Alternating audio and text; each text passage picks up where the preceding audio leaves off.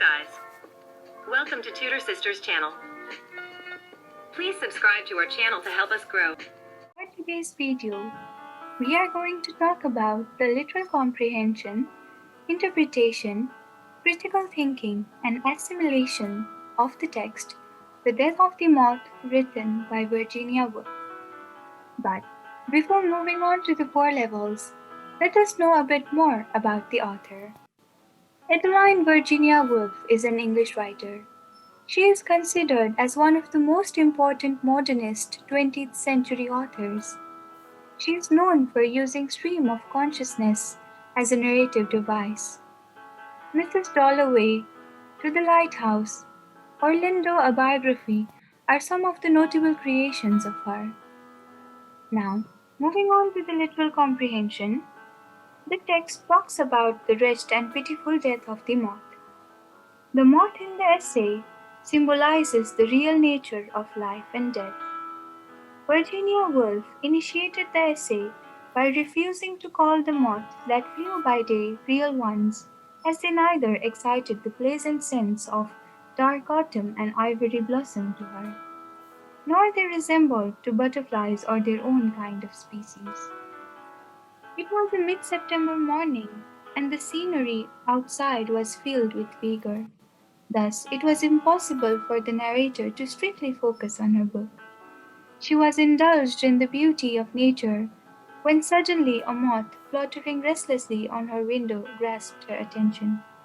She was allured to find the moth filled with life and couldn't stop watching it. She compared the little moth with the bigger world and found it thin but pure, equipped with the world's enormous energy in his frail and minute body. The narrator discovered something spectacular about the moth. He was the true representation of life, dancing and zigzagging with marvelous energy. On the other hand, she also found it pitiful to realize how small and insignificant life the moth had. Gradually, his energy started to fade. The narrator noticed the little moth's struggle to resume his dancing. However, he was too stiff and awkward that he failed to regain his flight. After perhaps the seventh attempt, he slipped from the window and could no longer raise himself to the correct posture. She stopped herself from helping him with her pencil, realizing his failure to be the approach of his death. The narrator wondered about the enemy against whom the moth was constantly fighting. In the midst of a still and silent atmosphere, the moth delivered his last splendid protest.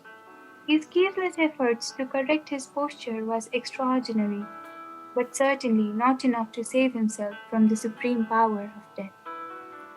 Now talking about the interpretation, The Death of the Moth is a narrative essay presented as a symbol of life and death.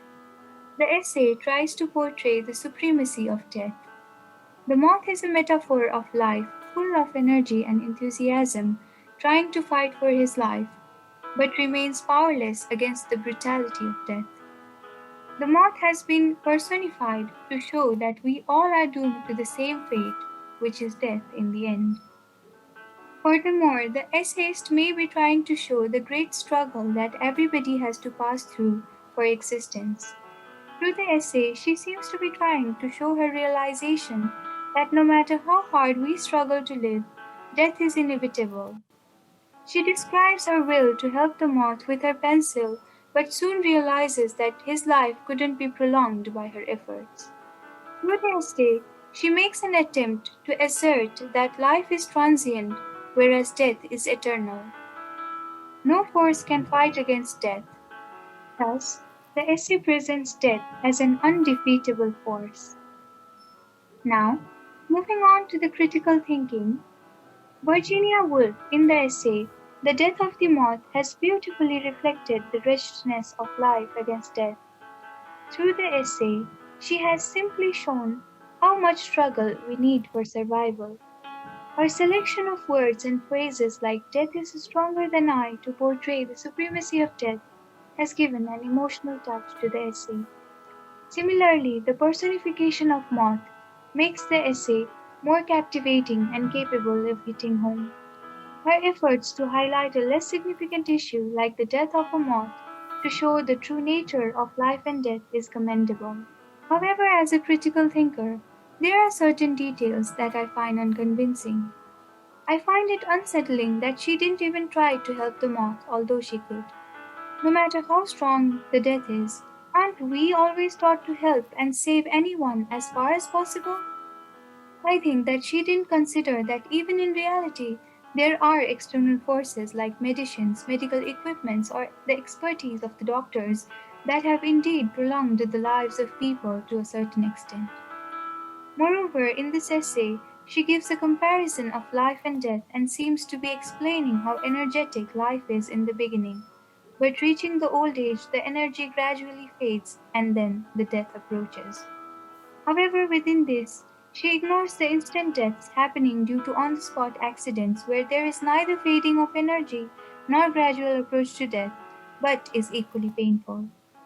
The essay ends with the notion that death always overpowers life. Isn't this quite depressing and pessimistic? Moreover, the struggle of the moth should instead have convinced Wolf that life is worth loving and fighting for. However, she chooses to glorify death and its inevitability. Nevertheless, apart from these tiny details, I find this essay to be a wonderful piece of literature. This essay was written by Virginia Woolf during the last days of her life, so for me it succeeds to be realistic and is able to reflect the hardships she had been going through. Thus, I think the readers might find this essay heart-wrenching but equally beautiful and marvelous. Moving on to the assimilation, after going through this essay, I received the insight that every living creature in this world is involved in the uphill battle against death. They struggle to win life but lose against the powerful and unavoidable nature of death. Similarly, the struggle and the last protest of the moth in the essay inspires me to struggle hard and not give up till the last breath. The essay reminded me of a similar incident where a dog in my neighborhood was hit by a bus. We saw it struggle for life with every ounce of energy left in it, but eventually it surrendered to the omnipotent force, which is death. The incident made me realize that life is nothing but the blend of romanticism and realism. We struggle, show activities and liveliness throughout our life, only to surrender to death in the end. I think this essay is relatable to all the readers. We are all involved in the everyday endeavor to live for the next day. Today we might be young and energetic, but like everyone else, our energy will fade, and sooner or later, death is sure to come. Thus, we should accept this fact and live our life to the fullest. We should try to make our lives as contented and as meaningful as we can. Thank you. If you liked this video, please share it with your friends.